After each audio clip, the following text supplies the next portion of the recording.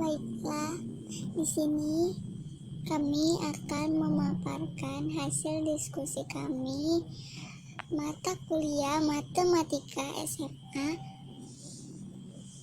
yang berjudul Statistika. Kami dari kelompok 14 yang beranggotakan Elviza Zrianti, Willy Mayudi Rahmadani,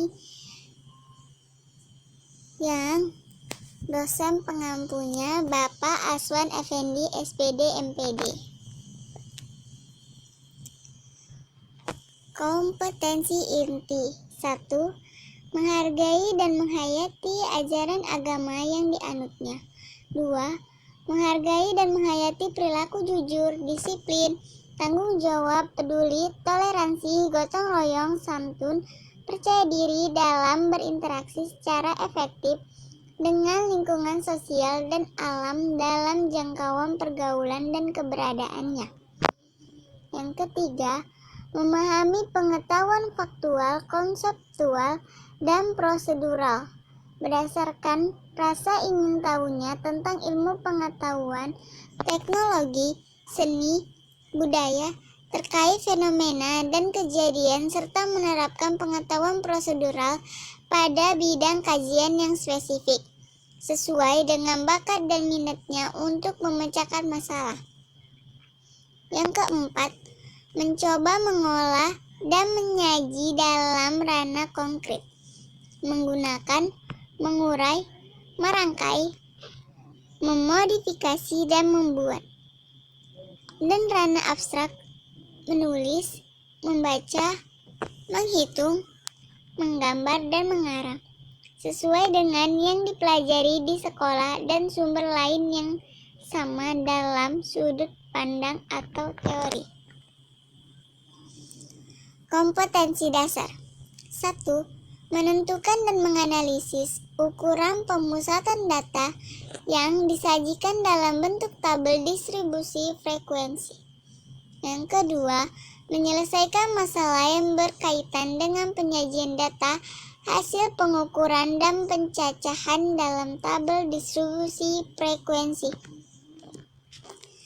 Tujuan pembelajaran 1. Menentukan min data tunggal dan data kelompok. Yang kedua, menentukan median data tunggal dan data kelompok. Yang ketiga, menentukan modus data tunggal dan data kelompok. Yang keempat, menyelesaikan masalah konseptual yang berkaitan dengan ukuran pemusatan data tunggal dan data kelompok. Masalah kontekstual. Menurut Umbara 2006, pembelajaran kontekstual merupakan konsep belajar yang membantu guru mengaitkan antara materi yang diajarkan dengan situasi dunia nyata siswa. Masalah kontekstual yang dapat dihubungkan dari materi statistika dengan kehidupan sehari-hari yaitu 1. Statistika digunakan untuk penghitungan laba, rugi, jumlah uang yang diperlukan dalam belanja bulanan dalam rumah tangga. Yang kedua, statistika digunakan dalam perhitungan indeks prestasi mahasiswa.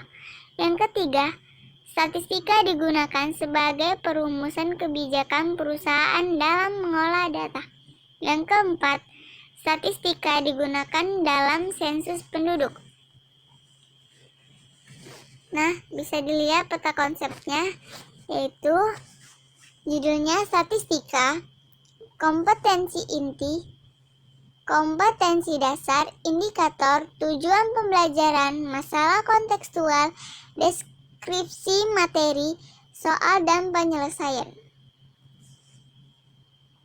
Statistika. Statistika dalam kehidupan sehari-hari banyak sekali digunakan seperti menghitung rata-rata nilai ulangan matematika suatu kelas dalam beberapa media massa seperti koran dan televisi. Data statistika dapat disaksikan dalam bentuk tabel, diagram batang, garis, dan lingkaran. Pengumpulan dan penyajian data. 1. Pengertian datum dan data. Seorang guru ingin mengetahui berat dan tingkat kesehatan 5 siswanya. Hasil pengukuran berat badan kelima siswa tersebut berturut-turut 42 kilo, 45 kilo, 40 kilo, 50 kilo, dan 44 kilo. Adapun hasil pemeriksaan kesehatan terhadap kelima siswa tersebut berturut-turut baik, buruk, baik, baik, dan buruk. Hasil pengukuran berat badan kelima siswa tersebut yaitu 42 kilo, 45 kilo, 40 kilo, 50 kilo, dan 44 kilo disebut fakta dalam bentuk angka. Sedangkan hasil pemeriksaan kesehatan yaitu baik dan buruk disebut fakta dalam bentuk kategori. Fakta dalam bentuk kategori yang lain, misalnya kurang, sedang, rusak, dan puas. Selanjutnya, fakta tunggal disebut datum, sedangkan kumpulan datum disebut data. Yang kedua, pengertian statistika, populasi, dan sampel. Statistika adalah ilmu pengetahuan yang mempelajari cara pengumpulan, penyusunan, penyajian, dan penganalisaan data, serta cara pengambilan keputusan yang akurat. Keseluruhan objek pada suatu peneliti disebut populasi, sedangkan sebagian dari populasi yang dapat mewakili seluruh objek dalam populasi disebut sampel. Contoh, sebuah lembaga penelitian ingin mengetahui sejauh mana pemahaman siswa-siswa SMP di suatu kabupaten terhadap masalah dampak krisis global. Lembaga penelitian tersebut melakukan wawancara terhadap 100 siswa SMP yang diambil dari di sekolahan yang ada di kabupaten tersebut. Dari kejadian di atas diperoleh data sebagai berikut. A. Populasi siswa SMP di suatu kabupaten. Yang B. Sampel 100 siswa yang diwawancarai. 3. Jenis data dan pengumpulan data. Menurut sifatnya, data dibagi menjadi dua golongan, yaitu sebagai berikut. A. Data kuantitatif adalah data yang berbentuk angka dan bilangan. Data kuantitatif terbagi atas dua bagian, yaitu data cacahan dan data ukuran. 1. Data cacahan atau data diskrit adalah data yang diperoleh dengan cara menghitung, misalnya data jumlah anak dalam keluarga. Yang kedua, data ukuran atau data kontinu adalah data yang diperoleh dengan cara mengukur, misalnya data tinggi badan siswa. B. Data kualitatif adalah data yang tidak berbentuk angka atau bilangan, misalnya data warna dan data mutu barang. Cara untuk mengumpulkan data antara lain wawancara, pengisian lembar pertanyaan, pengamatan, dan mengolah atau menggunakan data yang sudah ada. 4. Pemeriksaan data. Misalkan seorang guru mencatat hasil ulangan matematika seluruh siswanya. Sebelum mencari nilai rata-ratanya, ia perlu memeriksakan untuk memastikan data yang diperolehnya tidak salah catat. Ia juga perlu memeriksa apakah ada nilai-nilai yang harus dibulatkan atau tidak. Kesalahan pencatatan dan pembulatan data ini akan menyebabkan nilai rata-rata ulangan matematika di kelas tersebut tidak sesuai dengan data yang sebenarnya. Yang kelima, penyajian data statistik. Data statistik dapat disajikan dalam bentuk berikut ini. Penyajian data dalam bentuk tabel. 1. Tabel frekuensi. Bisa kalian lihat gambar tabel frekuensi di sini. Dari tabel di atas diperoleh sebagai berikut. 1. Siswa yang mendapat nilai 7 ada 5 orang. Kedua, nilai tertingginya 10 dan nilai terendahnya 2. Yang kedua, tabel distribusi frekuensi. Bisa kalian lihat tabel distribusi frekuensi di sini. Dari tabel di atas diperoleh sebagai berikut. 1. banyak interval adalah 20. Yang kedua, banyaknya kelas adalah 5.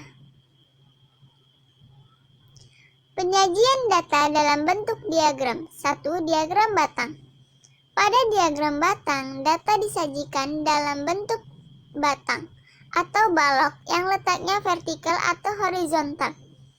Letak batang yang satu dengan batang yang lain saling berdampingan dibuat terpisah. Yang kedua, diagram garis. Diagram garis biasanya digunakan untuk menggambarkan keadaan yang mempunyai perkembangan atau perubahan dari waktu ke waktu secara berkesinambungan. Misalnya, jumlah penduduk tiap tahun, perkembangan berat badan bayi tiap bulan,